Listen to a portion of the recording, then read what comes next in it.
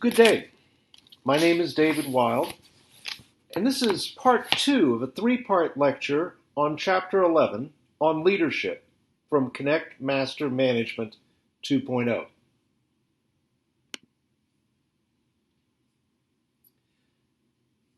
Let's begin by talking about what leaders actually do.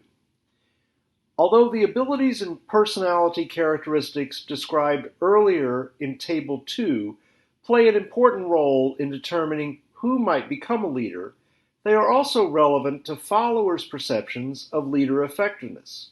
However, research shows that the effectiveness of a leader is driven more directly by the behaviors in which the leader engages. Most of the specific behaviors that might be relevant to leadership can be grouped together into broad categories that function more or less the same way.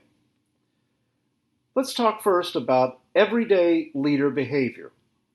One way of understanding what leaders do is to explore the activities in which they engage on a day-to-day basis. In the 1950s, teams of researchers from Ohio State University, the University of Michigan, and Harvard sought to investigate this very issue. Specifically, the researchers discovered that the domain of leader behavior included thousands of activities, and that these activities served one of two broadly defined leadership functions. The behaviors either focused on organizing and accomplishing tasks, meaning initiating structure, or on maintaining or developing positive relationships with followers, meaning consideration. Initiating structure refers to all the things leaders do to organize and accomplish tasks and work-related goals. It includes developing or facilitating new practices that promote the accomplishment of work tasks. Initiating structure also includes clarifying employee roles and coordinating work tasks. Finally, initiating structure involves setting goals and using incentives to motivate employees to accomplish those goals. The other category of everyday leader behavior is called consideration. This refers to all the things leaders do to show respect and concern for their subordinates' needs and feelings. Leaders who engage in consideration mix with their employees informally. They encourage a positive workplace climate and minimize harmful conflict. They are aware of matters of concern to followers and communicate with them about these issues.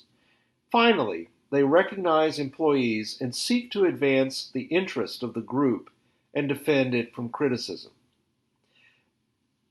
Next, let's talk about the issue of situational control. Is it better to focus on facilitating the accomplishment of work tasks for employees or doing things that foster better relationships with employees?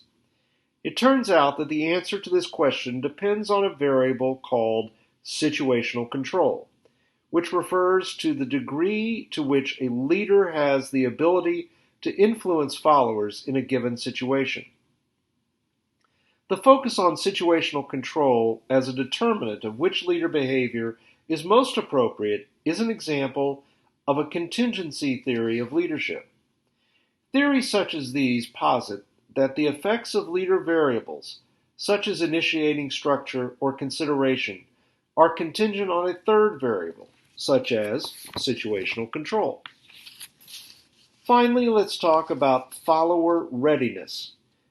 Follower readiness, or the degree to which followers are capable and motivated to accomplish work-related tasks that contribute to the accomplishment of the goals of the leader and organization, is another contingency that leaders could consider when deciding to emphasize whether to initiate structure or use consideration types of behaviors.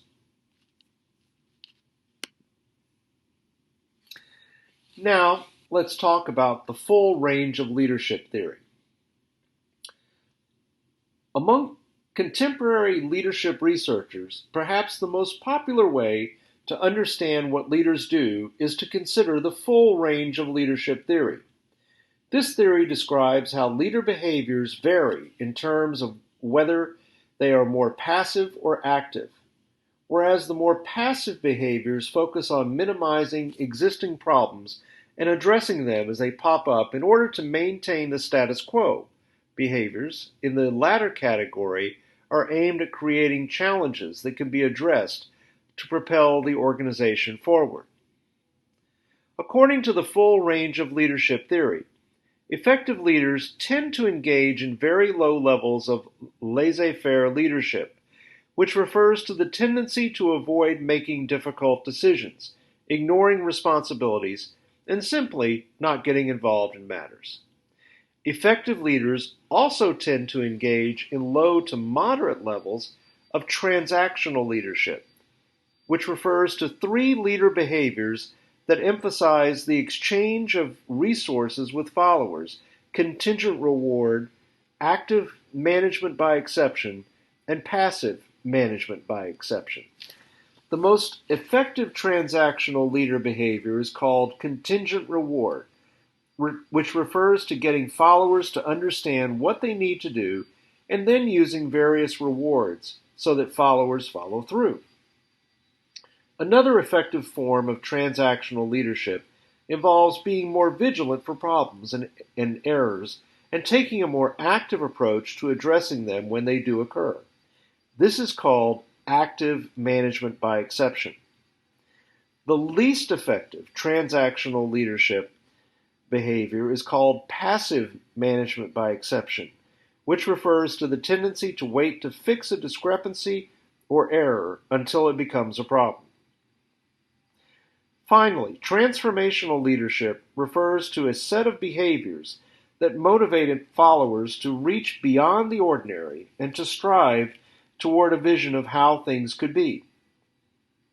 Whereas transactional leadership focuses on the rewards and punishments used to incentivize followers to do those things necessary to meet existing job requirements, transformational leadership instills meaning and pride that inspire followers to go beyond normal expectations.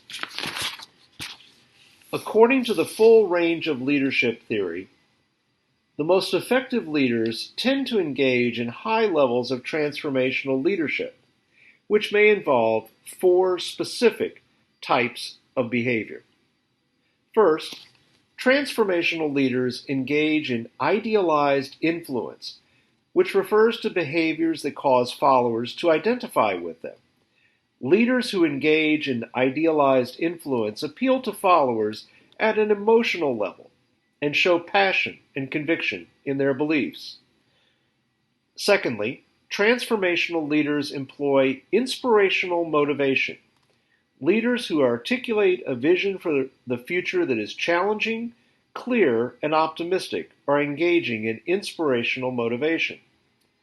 Thirdly, transformational leaders foster creativity and innovation among followers by engaging in intellectual stimulation.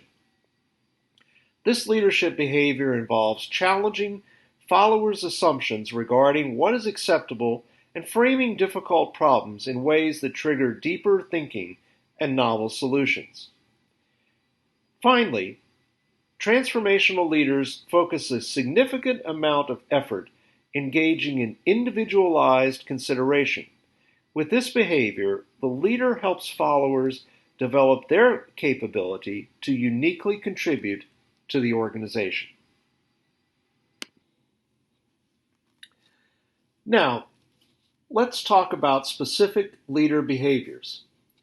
Many leadership theories attempt to describe a wide array of leadership behaviors and tendencies. Researchers have also focused a tremendous amount of effort trying to understand why very specific types of leadership work or don't work. First, let's talk about the concept of charismatic leadership.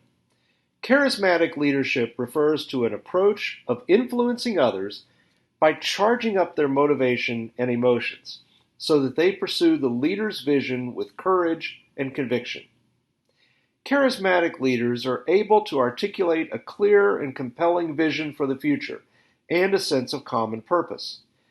They convey high expectations for followers, but at the same time, high confidence that followers can meet those high expectations. Charismatic leaders are also willing to sacrifice, to take on risk, and to engage in unconventional behavior and methods to achieve desired ends. Charismatic leadership is not only associated with higher levels of follower job satisfaction and job performance, but with firm profitability as well. Unfortunately, however, the power of charisma can be used for ends that are not consistent with the interest of followers. Next, let's talk about ethical leadership. In response to a number of well-publicized scandals involving leaders in business and politics, researchers have begun to explore the concept of ethical leadership, which involves conforming to laws and regulations, being honest, treating others fairly and with respect, and not abusing power to exploit others or to serve the leader's self-interest. Unethical behavior on the part of a leader can be masked by others' strikingly positive qualities, such as charisma, vision, and passion. However, once a lapse in leader ethics is discovered, it often leads to swift and devastating consequences for the leader and for the leader's company. So in summary of talking about what leaders do, leaders typically exhibit two broad categories of everyday behavior, one focusing on work accomplishment, meaning initiating structure, and one emphasizing followers, meaning consideration. The full range of leadership theory describes differences among several forms of leadership, including laissez-faire leadership, meaning no leadership at all, transactional leadership, meaning leadership that emphasizes how leaders motivate followers to fulfill their roles, and transformational leadership, leadership that inspires followers to go above and beyond what is expected in their roles. Finally, unique leader behaviors such as charisma and ethical leadership also play important roles in influencing followers. And that ends the second part of our three-part lecture on Chapter 11 on leadership.